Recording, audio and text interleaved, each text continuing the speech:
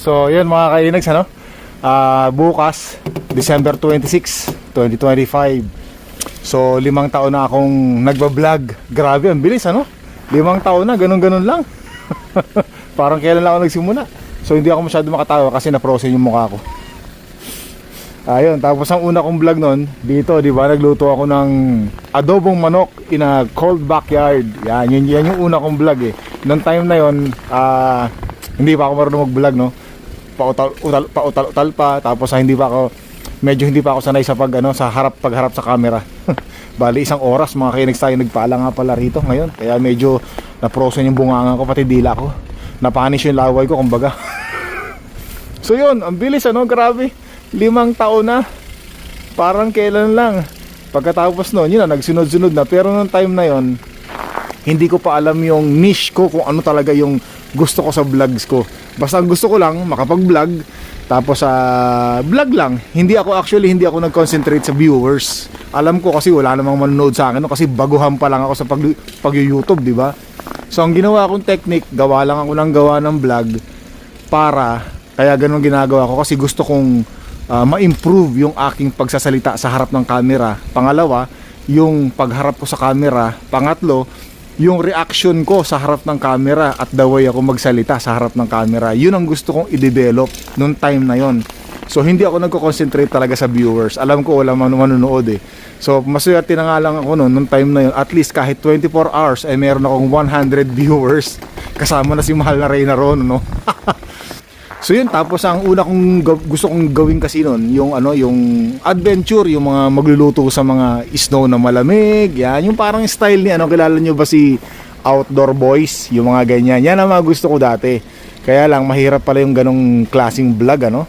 Tapos syempre, magpapakamatay ka sa lamig, magluluto ka, marami akong ginawang ganyang vlog content nung time na, mga una kong vlogs. Kaya lang, sabi ko, parang hindi ako pwede dito So hanggang gawa ng vlogs hanggang sa meron akong isang ginawang vlog, yung title ay Astig, no? Doon ko nakita yung niche ko. Sabi ko parang okay ako dito yung pagiging totoo kong tao, yung pagiging ako talaga sa totoong buhay. So yun, doon nagsimula. Sabi ko nung ginagawa ko yun, sabi ko parang komportable ako rito So yun na, nagtuloy-tuloy na hanggang sa inaabot ng 8 months bago ako na-monetize.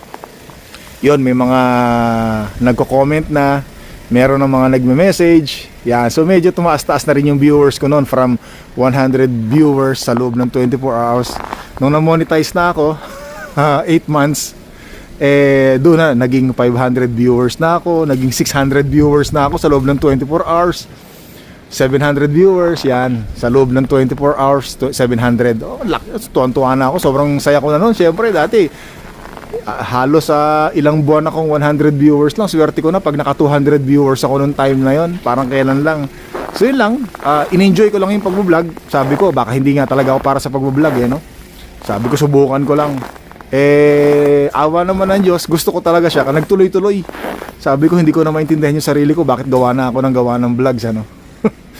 So hanggang ngayon inabot na ako ng 5 taon. So happy 5-year anniversary sa pag-YouTube ko sa social media, mga kainis. At maraming salamat din sa inyo siyempre na-discover nyo ako, at maraming salamat din sa inyo dahil hanggang ngayon yung matatagal na nating mga viewers, subscribers, mga solid ay nandyan pa rin. Maraming salamat po sa inyo. So ganun kabilis ang panahon, parang kailan lang, di ba? Ibig sabihin mahigit 5 taon na akong hindi umiinom ng alak. O di ba, doon po sa mga hindi nakakapanood ng mga videos ko before, dati po manginginom ako dahil sa gout, tumigil na ako. At yun, at lalong nawala, nakalimutan ko yung pag-inom ng alak dahil nga sa pag-iisip natin ng content sa mga vlogs natin. So ganun, bilis. Hanggang ngayon, dire-diretso pa rin, unti-unti nag-improve. Mga nakakabili na tayo ng mga GoPro, di ba? Nakakabiyahe na tayo. Yan, syempre maraming salamat po sa inyo lahat. Kung hindi naman dahil sa inyo wala naman to hindi ko naman magagawa ng lahat ng to, at saka hindi mabubuo yung channel ni Inags Maraming salamat po talaga sa inyo. Thank you very much. Ay, sarap tingnan, sarap pakinggan, no? Ay, sarap pa tingnan ng ating mga pinagtrabahuhan, no? Mas pulido. Yan, dito ako unang nagluto ng adobong manok dito 'yon, Dito 'yon, mga kainags. Ang lamig-lamig nung paupo-upo pa ako rito. Tapos kumakain. Yung kinakain kong adobong manok eh malamig na. Dahil sa lamig ng panahon. Yan. Bilis. Sobrang bilis. Parang kailan lang. Kakatuwa lang ano. Eh sabi ko hanggang ngayon eh gusto ko pa rin yung pagbablog. Hanggang ngayon eh passion ko pa rin yung pagbablog talaga. Tsaka syempre natutuwa ako sa mga comments ninyo. Tsaka nung time na yon syempre pinaghandaan ko talaga lahat. Sabi ko pag ako ba nag-vlog willing ba akong makatanggap ng mga basher, mga bashing, mga bad comments ano. So yun, awa naman ng Panginoon eh pinag-aralan kasi natin yan mga kainags ano? Pinag-aralan ko kasi bago ako pumasok sa YouTube. Talagang sabi ko paano ba pag mayroong mga nang-bash sa akin, paano ba pag may mga nakarinig ako ng mga bad comments, diba, ano mga mararamdaman ko. Lahat yan pinag-aralan ko kasi nanood din ako ng ibang mga vloggers. Lahat ng vloggers merong basher. Lahat ng mga vloggers ay merong mga bad comments. Gumawa ka ng mabuti, meron kang basher niyan. May mga bad comments ka pa rin yan. Gumawa ka ng hindi mabuti, eh mas marami kang basher. Gumawa ka ng katarantaduhan, mas marami kang basher. Kahit na anong gawin mong kabaitan o ano pa man sa vlog mo, eh meron ka talagang basher. So yun ang iniisip ko talaga. Doon ko pinahinog ang aking mental sa mga bashing. Kung paano maging matatag emotionally, physically, mentally. Yan. So sabi ko, okay. So kung maka-receive man ako ng mga bashing or mga bad comments sa mga comment section, it's normal para sa mga vloggers. Normal yan sa mga vloggers. So hindi ako dapat masaktan. Yan, hindi ako dapat maging emotional sa mga sasabihin nila. So yun na nga, hanggang sa nakatanggap ako ng mga basher, mga bashing, mga titinding bashing, mga kainags, ano? Mga personal message pa sa akin. Pero sabi ko, okay, kaya ko to.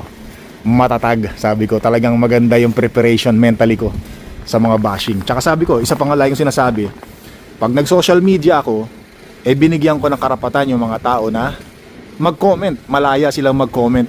Maganda, pangit, hindi maganda, o di ba? Na mga comments. So sabi ko, normal yan, natural yan sa mga vloggers. Kasi sabi ko nga, at sabi ng iba, hindi ka magiging vloggers kung wala kang basher. Kaya welcome to the basher. Mula sa kanan, mula sa kaliwa, mula sa gitna, mga basher, pasok! Yan. Welcome kayo sa YouTube ni Inags, sa channel ni Inags.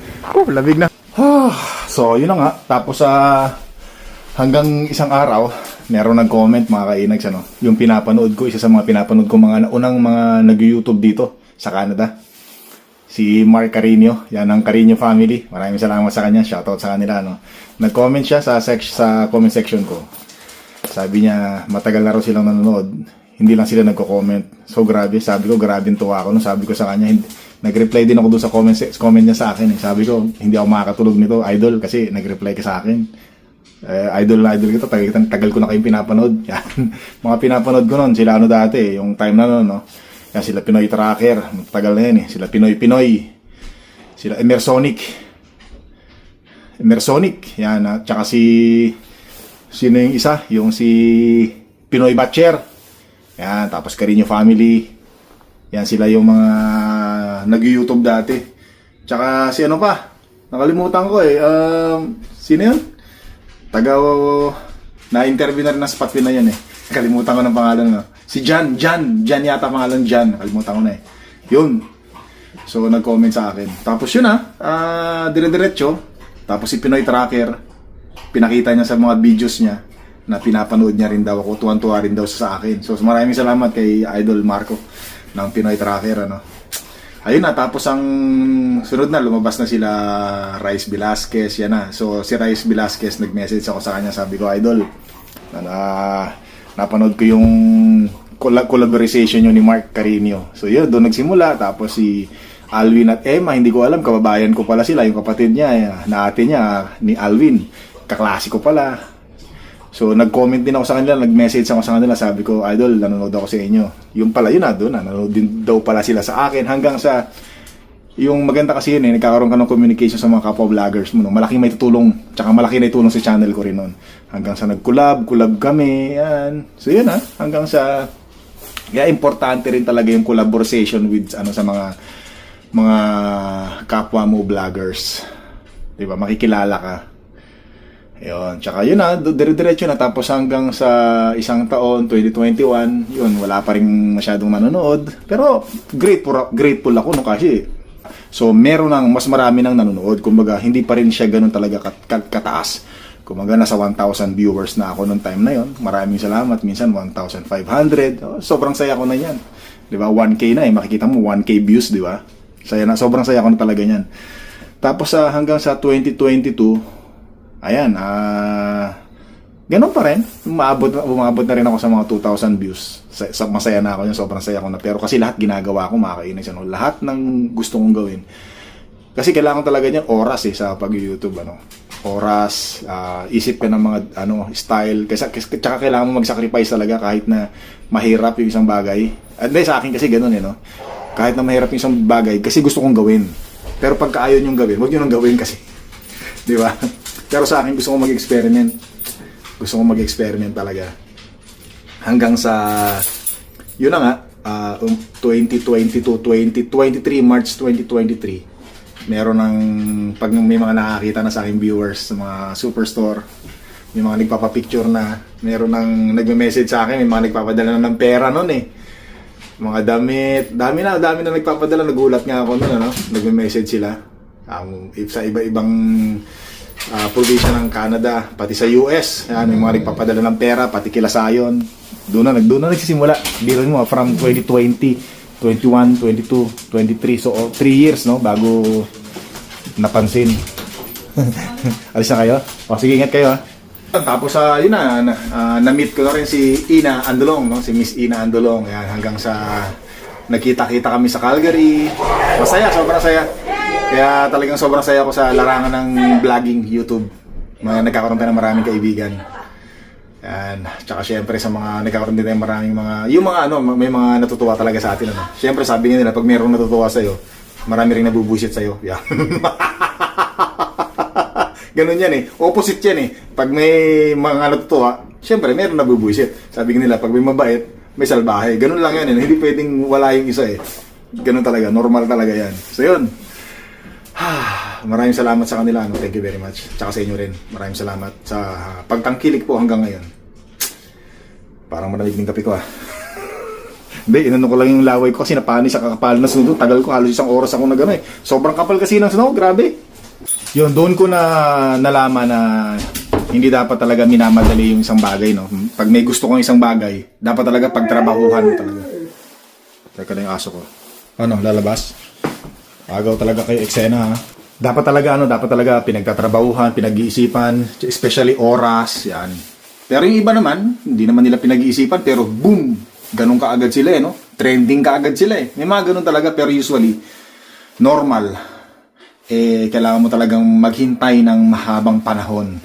Kailangan mo talagang maging matyaga sa paggawa ng content. Yun lang inisip ko talaga, gawa ng content. Hanggang sa ma-perfect ko yung sarili ko nga sa camera, ma-perfect ko yung bilis ng pagsasalita ko, yung bang hindi ko mabibigyan ng boring time yung mga taong nanonood sa akin. Gusto ko sa first impression pa lang na makita nila ako is makuha ko agad, meron ko agad click sa kanila yung dating ko. Yung kagad ang gusto ko talagang maisip sa kanila. So talagang dinevelop ko yung pagsasalita, pag-i-speaking na pang dire-diretso, isip, mula sa isip, konektado sa isip, sa pagsasalita, lahat yung kailangan mabilis. Para sa akin yun ang gusto kong gawin no?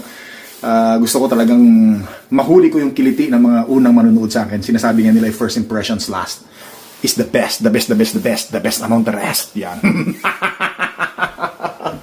Yun. At saka sabi ko rin, kailangan talaga yung pagiging totoo kung sino ka. Sabi nga nila, kung hindi ka man tanggapin ng iba, okay lang at least nilabas mo yung totoo. Naging totoo ka sa sarili mo na ikaw talaga yan. Hindi ka plastic sa harap ng camera or sa likod ng camera, ikaw yan. Di ba? So yun talagang ginawa ko. Tsaka mas komportable kasi magtrabaho sa harap ng camera, sa pagbablog mo kapag ikaw talaga. So yun. So yun nga lang, syempre, may mga basher ka na matatanggap, bashing na matatanggap, pero sabi ko nga, it's normal para sa mga vloggers. Natural lang yan sa mga vloggers.